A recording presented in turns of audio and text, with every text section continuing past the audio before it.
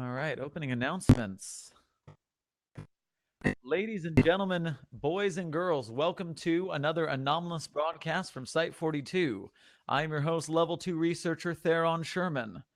Tonight we are going over SCP-2410. It is a new Series 3 article. It's about 15 days old. They got lucky and got an early spot. I'm just making sure that our secondary chats are all up and running. Before we get into the main reading, we are going to read SCP-2410, and then I have got two of our three authors of the article in to chat with us tonight about it. And so all I've got to do right now is make sure our chats are functional. All of our signals are being broadcast properly.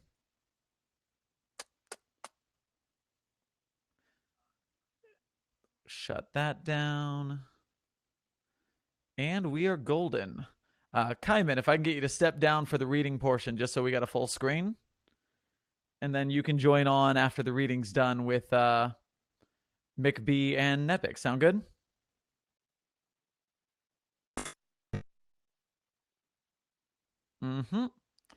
Fantastic. So welcome to SCP-2410. Let's get down to business. Item number, SCP-2410. Object class, Keter. Level 3, 2410 classified.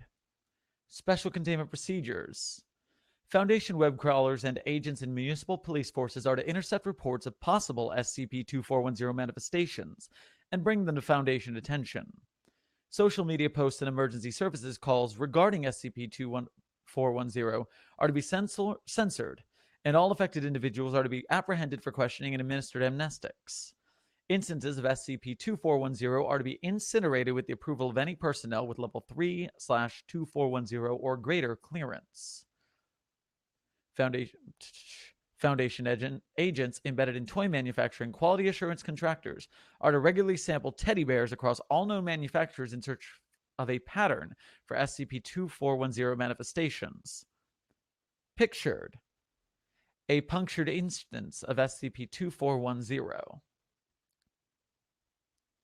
Description: SCP-2410 refers to stuffed bears that have experienced an ectoentropic phenomenon wherein the materials that previously filled the bears are instantaneously replaced with anatomically correct internals for a bear of that size. This includes muscle tissue, bone, a complete set of internal organs, a circulatory system, and bodily fluids such as blood and bile. Despite containing a full working anatomy, no biological processes take place within the bears, and none of the organ systems connect to orifices. While minor differences in density and weight can be observed between affected and unaffected bears, these changes are inconsequential and often go unnoticed until an affected bear has been damaged in a significant manner. Upon being exposed to the environment, the instance will begin to decay at a rate that is typical for non-anomalous flesh and displays no further anomalous activity. Addendum 2410-A, Discovery Log. Nicholas Hart, a 6-year-old boy from Sioux Falls, South Dakota, called 911 on the 18th of March in 1979. The following is a transcription of the initial conversation between Nicholas Hart and Tammy White, a Sioux Falls police dispatcher. Begin log. 911, what is your emergency? There's uncontrolled sobbing heard from the other side of the line. Hello, is someone there? Can you hear me? Are you hurt? Between sobs. He's dead! Jiffy is dead! I'm sorry, young man, but I need to ask you to calm down so that I can understand you. Is someone hurt? Continued heavy sobbing. Jiffy! I'm sorry, I still can't understand you very well. I need you to calm down and tell me what is going on. Take a deep breath. I was playing with Jiffy outside, even though Mommy says I'm not allowed to bring my toys outside. And we were running in the yard, and I wanted to go play in the woods so that Jiffy could see the woods and... Wait. Jiffy is a toy. He's my teddy. Honey, you can't call 911 just because you broke one of your toys. That's not an emergency. Are either of your parents around? No, Jiffy needs a doctor right now. He got stuck on the fence and his insides fell out, and they're all over the ground. He's hurt. You need to help him. All right, I'll send an officer to go talk to your parents and help Jiffy. Does that sound okay to you? Please, he's dying. End log. An officer arrived to the scene to find Nicholas Hart in the backyard of his house with his parents, all of whom were surrounding an instance of SCP-2410, who had been ripped open across the abdomen by a chain-link fence, disemboweling it. This was the first known report of an instance of SCP-2410, and this call was reported to the Foundation when a field agent embedded in the municipal police department became aware of the story.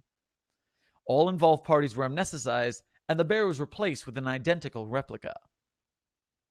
Addendum 2410-B. Ethics Committee proposal regarding SCP-2410 containment. Enter credentials. Accessing content. From A. Rutowski of the Ethics Committee to 051 of the O5 Council. Subject: SCP-2410 containment. Date: 3rd of June 2018. As of June 2nd, 2018, there have been nearly 80,000 confirmed cases of SCP-2410, the vast majority of which have been discovered by children. According to initial psychological evaluations of these children, nearly 75% of them develop cases of juvenile generalized anxiety disorder, major depressive disorder, or post-traumatic stress disorder that persists even after amnesticization.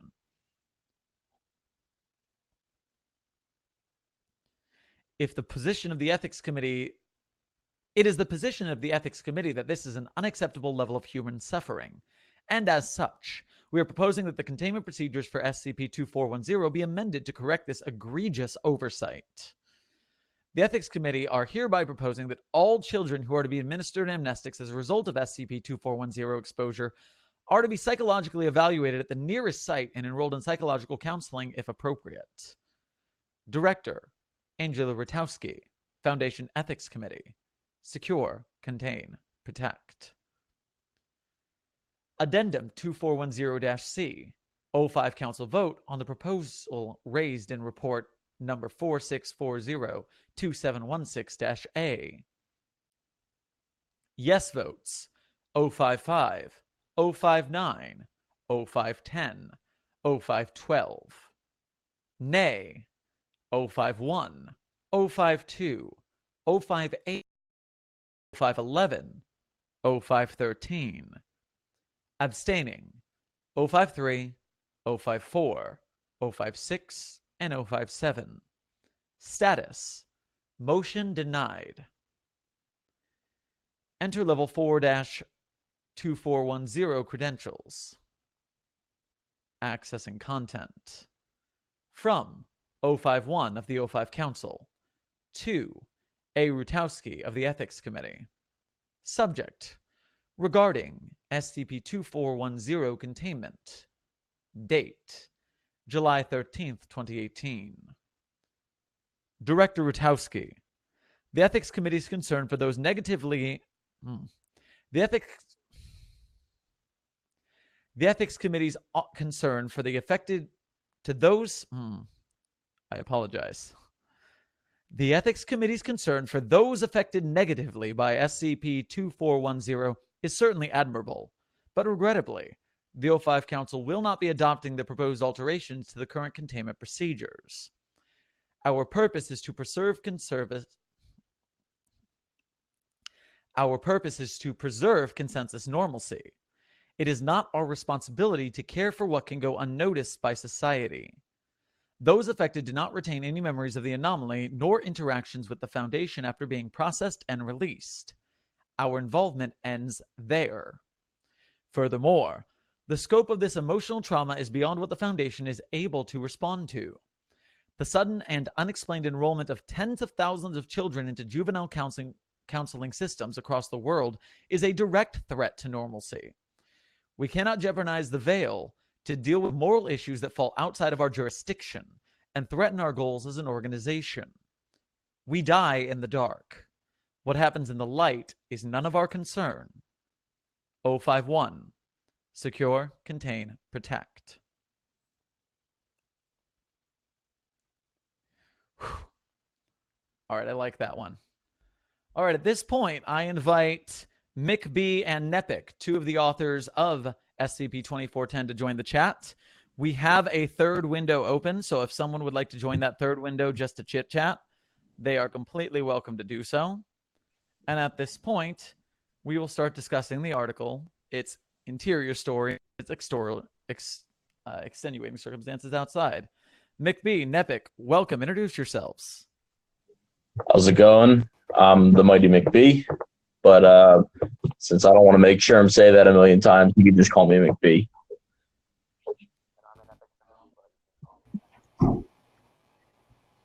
Welcome, welcome. So first of all, I've got to have you tell me more about this freaking photo. That's my first question. Why is this a thing? Who did this? And dear God. All right, so that would be the work of the one author of this piece who isn't here right now. That's Crashington. He does Photoshop. I cannot do Photoshop. I don't know if Nepic can do Photoshop. I don't think I asked him. But yeah, so he just started sending us pictures of really cute teddy bears in the chat, and he just kept telling us zoom in. And we were like, what? So if you zoom in on the bottom half of the teddy bear there, then you can see a little bit of punctures. He's leaking a little bit of blood there on the table.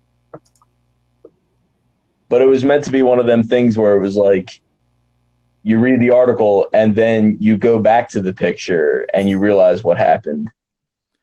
That is 100% what happened for me. I read the article. I loved it. I went into the discussion page, and I did not realize there was anything funny about that picture until you told Site Critique Tanhoney about it, and I went, wait, what do you mean photo? Oh, dear God. Yeah, he actually said in his review that cute bear image can't fool me, which is kind of funny because it did fool him. Yeah, that was really fun, but we didn't have an image this entire time. In fact, the article was posted for about a day without an image, and we just kind of slapped it up there post hoc. Wow, very nice. It feels like a very good part of the original story. I'm glad you guys put that together. So yeah, I feel like that's where did this idea come from? Where did the bears becoming real, being torn apart, where did that genesis from? Well, so the three of us already wanted to work together on something. And Navik, if you want to chime in at any point, feel free. But we all only had 2 articles out each at the time. So we wanted to all get our author pages out. You need 3 main site works to have an author page. And so actually Xylus Crow in chat told us, hey, why don't all you guys just work together? I think they were trying to just meme, but we actually got together and did it. So we didn't have any ideas. So I dug into my sandbox, and I don't know if you guys know who the YouTuber ZayFrank1 is. He's the guy doing BuzzFeed, but he does the True Facts series on YouTube. Yeah, well, he has this video called Teddy Has an Operation. And it's really creepy. It's literally him narrating the surgery of a teddy bear. And it's really, really creepy. So that was my skip fuel. That sounds horrifying. I completely concur. It was very horrifying, and I loved it. But I didn't have anything else beyond that. So that was all. And the other guys was like, what do we want to do with this thing? Say, Nepik, tell me about some of your thought processes while you were writing this thing. I'll be honest, in terms of ideas for this, I had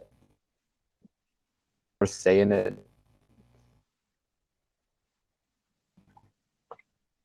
Mainly because, for me, thinking of new ideas doesn't come as easily as the other two. But honestly, I completely trust both of their judgments. And when they thought up all random ideas, like, what if this traumatized kids? What if it was a simple anomaly? I was like, screw it, let's just do it. Number one, teddy bear surgery. But B, also, let's traumatize some kids today. You got to traumatize some kids, man. It's not an SCP without traumatizing children, you know? Looking at the majority of the wiki, I'm not shocked. I completely agree. All right, so... But honestly, like... Go ahead. Oh, so, like... We were sitting on this thing for a long time. Like, it took us... How long? Was it 4 months?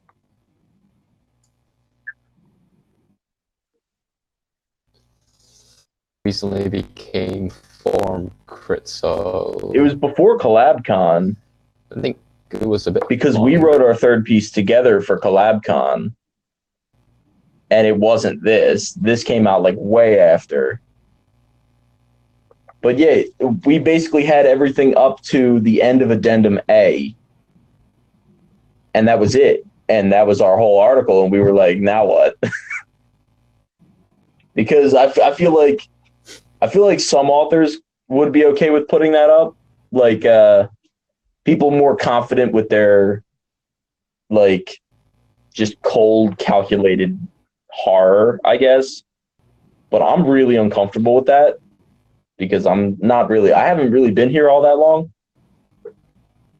And really none of us have. We've only been here for around a year each. So I didn't want to leave it there, and I don't think my my co-authors did either. So we let it sit for like a really, really long time. A constant, if you look in the critique forums, a constant thing you see is not enough story. That there's always, because the Series 1 articles were so simple, even things that evoke Series 1 vibes are still much more complex and say a lot more than the newer, or that the older stories did. Yeah, and that was kind of what gave me pause personally. I didn't want to put it up on the site because I just didn't feel like entertained by my own writing where it was. You know what I mean? Mm-hmm. All right, so where did the idea for the 05 Council and Ethics Committee debate come from? Well, so we're all pretty slow writers. We don't really write all that quickly. We take our time. We, get a lot of critique, and we just take forever to write. Like, a lot of people can just pump stuff out, but I don't think any of us were really like that. Like, David, we're all caught up, right? We all have the same number of articles, right?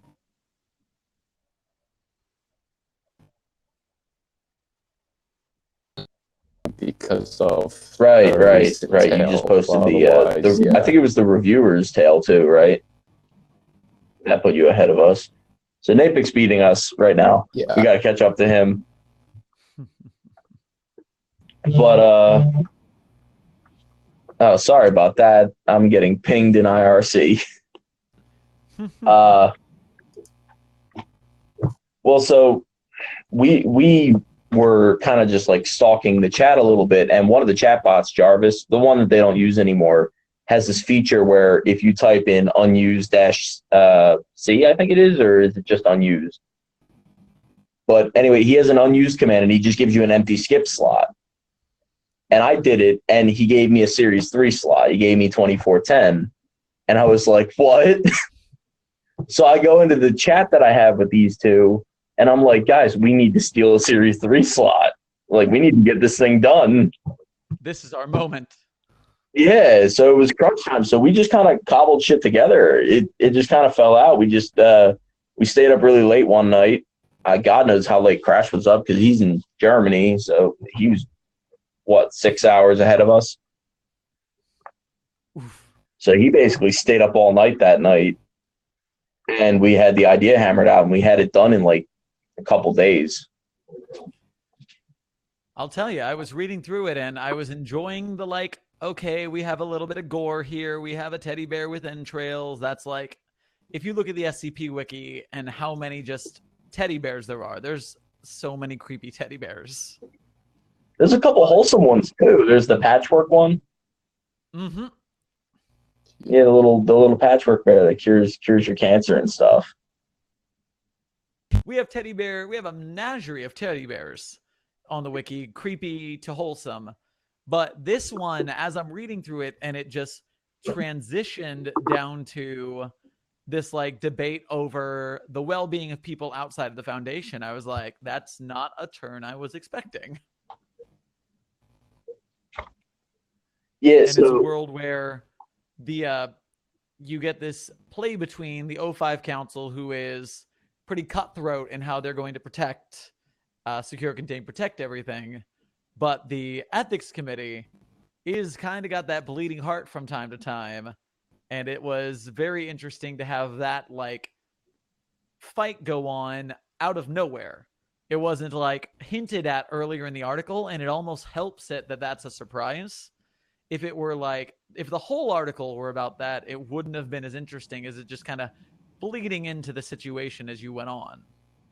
Well, so I think that's an unintended side effect because, like we said, we only had up to Addendum A, so all of that basically stayed the same. We just added all the stuff after the fact, so that almost made it so it was like the thing came out of nowhere, because it did. That was an idea that just kind of came out of left field.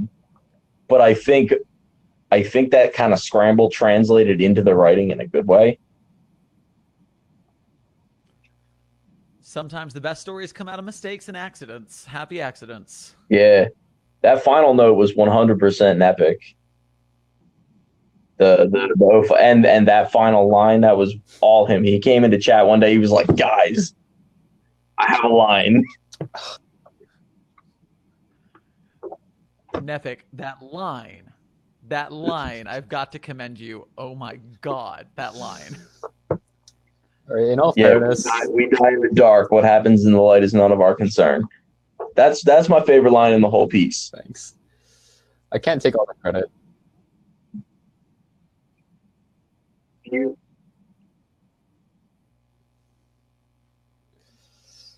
I can't take all the credit. I mean, Crashington basically left most of the Foundation, and then he came into one of the side chats one day and said, you did still like someone pull it said out, this though. wasn't a strong enough thing, so I was like, you want strong fight? Hit him hard.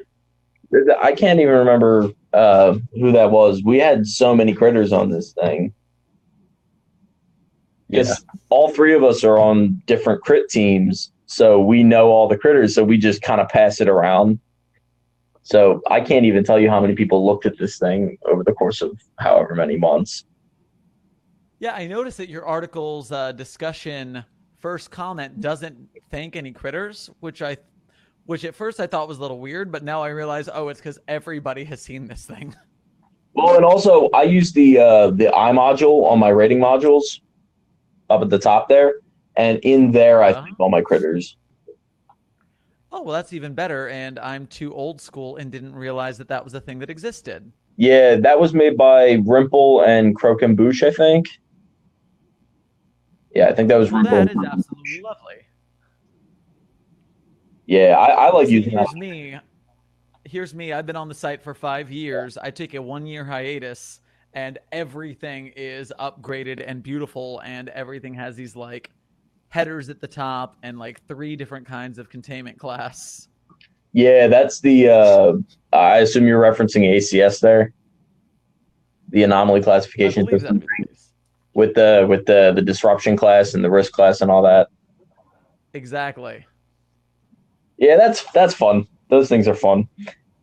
The header that we're using here is one that was made by the same person. It was made by Wodenaz. And I think it's prettier than the ACS.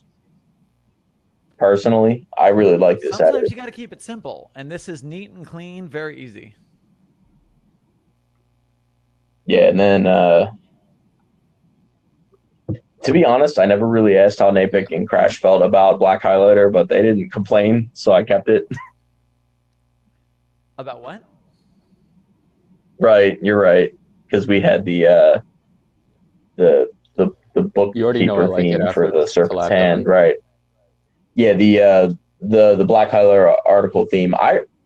That's kind of a point of contention. A lot of people don't like it, but I personally like that it blocks everything off, makes everything all square, and it gets rid of the stupid Bauhaus font for the SCP logo at the top.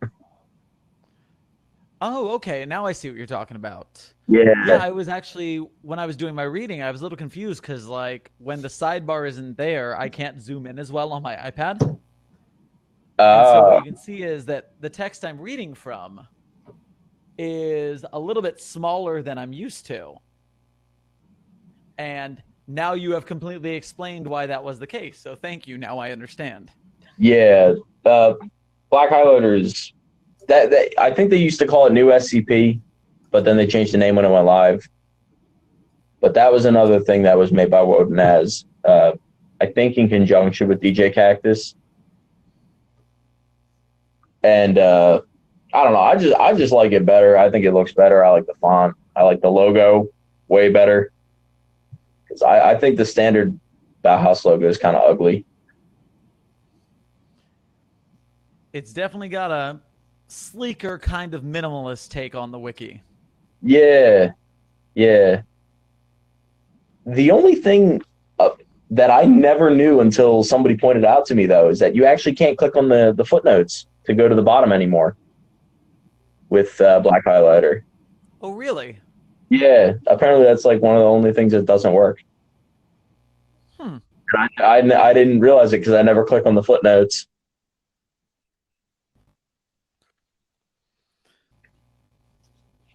Well, over the course of my day today, getting ready for today's show, I found this article by accident because right now you guys were like plus 95 or plus 96.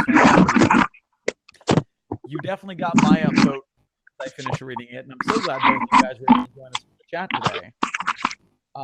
If anybody in the GetVokl chat wishes to grab that spot or throw out some questions for our authors before we wrap up, this is your moment to do so.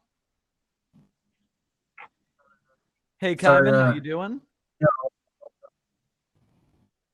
I'm doing well. I decided I'm going to let someone else. Kaiman joined us for a very large percentage of our Halloween 24-hour charity live stream. And so we are now best friends. Oh, that's cool. And so if anyone else wishes to join the chat, but it seems in the moment that he has given it up, no one has taken that mantle. And so if you'd like it back, welcome back.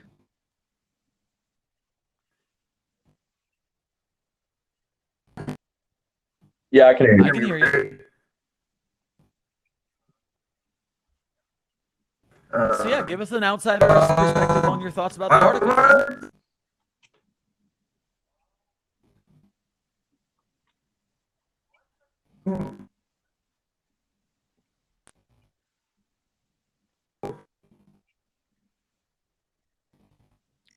Are the anomalous effects I should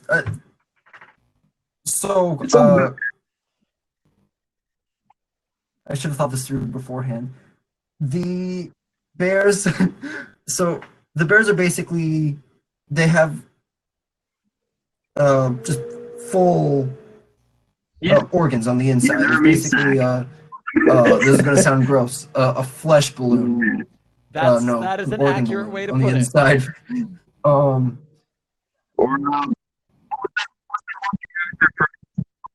called a meat bag.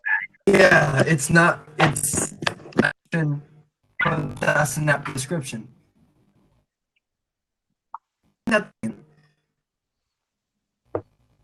Where?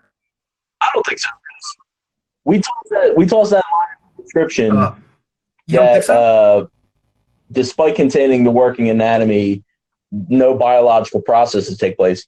But I didn't throw that in there to make the bears not alive. I threw that in there because I didn't want to answer questions about, like, oh, why can't the kids hear the bear's heartbeat? Why aren't the bears breathing? Like, is the bear that relies?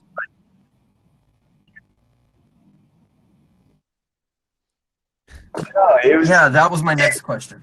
we tossed it in there to answer a question before it got asked, which is really, really common when you're writing SCPs.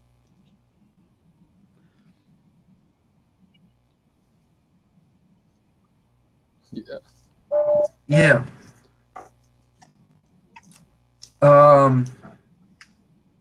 My other question is, it's sort of with the side effects, for lack of a better word, because they seem to work regardless of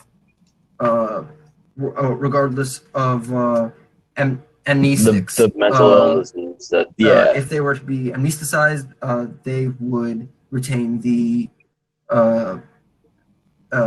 depression. Yeah. So is that sort of begs the question: is this did no one think to look? Hey, what if it's the amnestics that are doing it to young minds, or?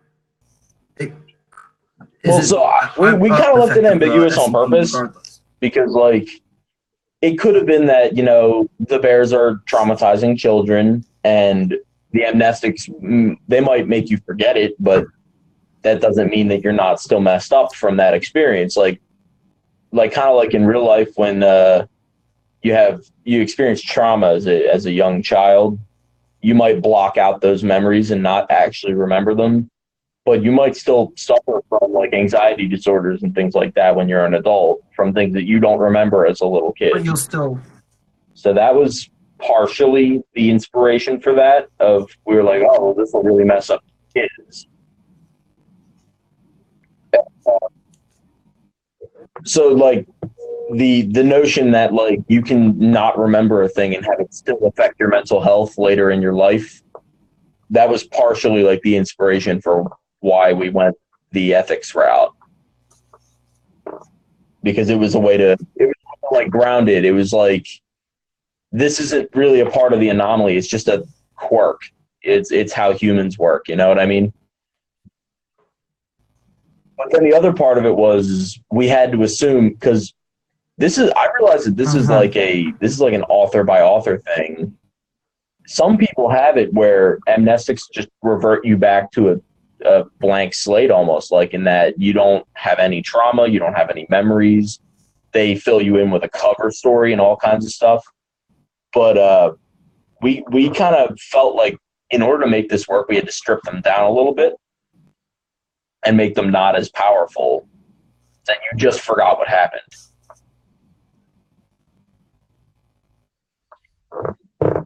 That also leaves a really interesting idea for an SCP later on, where there's an examination of the difference between the use of amnestics on different people.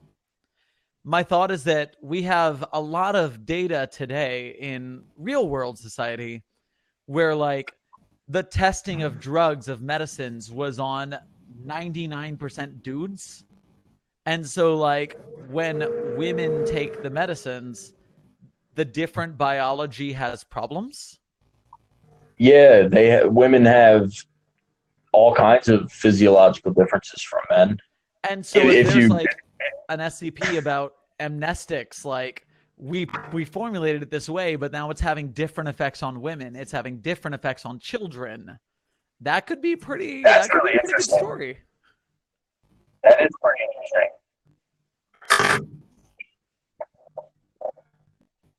Alpha stage of amnestics. That's kind of touched upon in 3000. Like 3000 talks about how they had you know, natural amnestics, and then they had, what is it, Y108 or whatever that substance is? From SCP-3000. 909. That, yeah, they had that. They started introducing it to everything, and then that revolutionized the whole thing.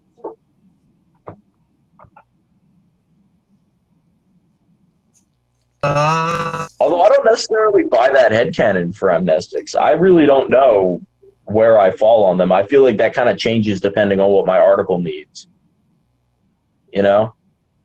Like whatever can better serve my story. So like I guess if it's convenient to have, you know, Y909 amnestics, then I'll use them, and if it's not, then I'll pretend that they don't exist. Oh yeah, you have to play the canon you want to tell your story in. In my SCP 2700-EX, it's a story of one researcher trying to hide a fake anomaly in the Foundation so he can do his testing without being harassed. And that's really interesting. And a couple of my descriptions or a couple of my discussions were like, oh, the Foundation would find him out so fast. And I'm like, no, son. Wait a minute. In my canon, the SCP Foundation is just like any other business or governmental bureaucracy. And you can probably get away with lying for a while before anyone double checks the paperwork and finds out what you're talking about. I'd believe that, yeah. I mean, even in government, people get away with shady shit because people trust them and don't think that, don't take advantage of their power. And so, yeah, the SCP Foundation canon is whatever you think the Foundation is. If your Foundation is a ragtag group of misfits who can't afford to build a submarine, let alone get Y909 amnestics, and that's how you got to roll, guys.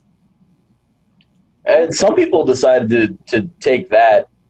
Like, I don't know if you guys have ever encountered the American Secure Containment Initiative, ASCI. They show up in a lot of articles. People use them as like a proto-foundation. I've not encountered them once. Excuse me? Yeah. It's like a specific thing that I've seen some people toss in their articles.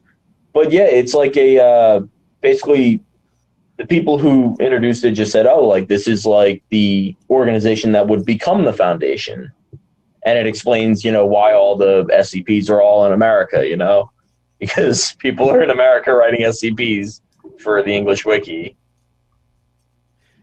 Yeah, it's not that there aren't SCPs other ways. It's just that this is our branch that does the thing. Yeah, the Spanish wiki would run Central and South America and Spain and all that. It's not the. Well, I know that their main site is in Spain, but I'm sure that Mexican and Central American and South American users would use the Spanish branch.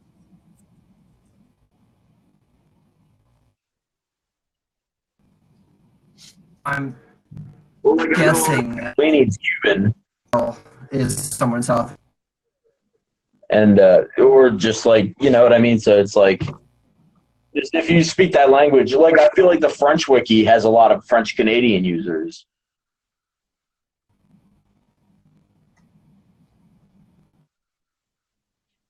And that's really interesting too, because most of them would also probably speak English.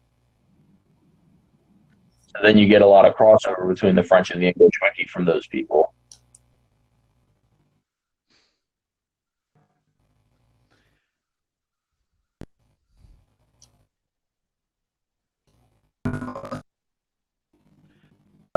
Oh, you're good, Kaiman.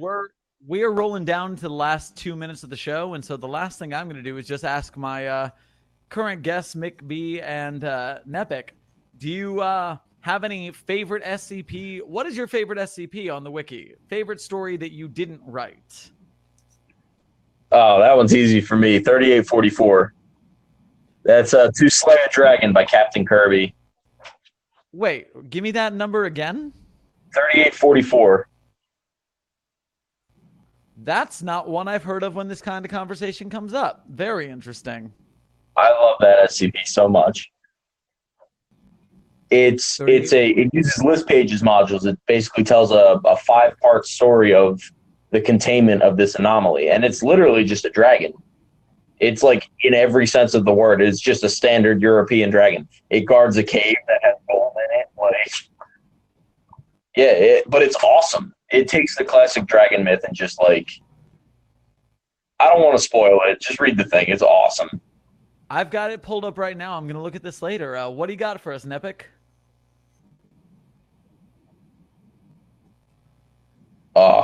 Another good one. I think I've heard of that one. That's The Escapee It definitely by have to be. QNTM.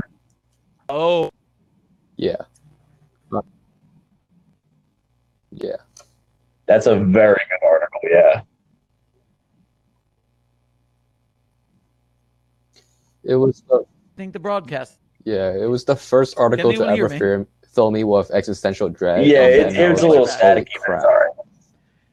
That was the sound of my Wi-Fi almost giving out, but it came back. So I think that is as good as time as any to thank you guys for 3125-3844 and for joining us tonight to talk about this freaking terrible, wonderful 2140 you guys wrote. Any final words for the audience before we sign off? That's terrible, wonderful. I'd die happy.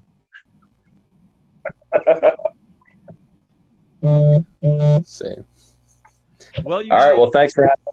thank you so much for joining us tonight, and have yourselves a good evening. Thank you. Peace out. Peace out.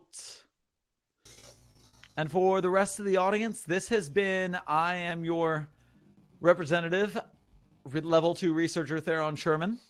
This has been an anomalous broadcast from Site-42, brought to you by the GetVokl app, which is how we get all these wonderful people on our video chat. So YouTube chat, I'm here for you, but if you want to get on cam and talk to us, that's how you get here, by the GetVokl app, either mobile or desktop. If you want to talk to us later, you can meet us in the Site-42 Patreon and the Site-42 Discord. And thank you guys. We'll see you in the next broadcast.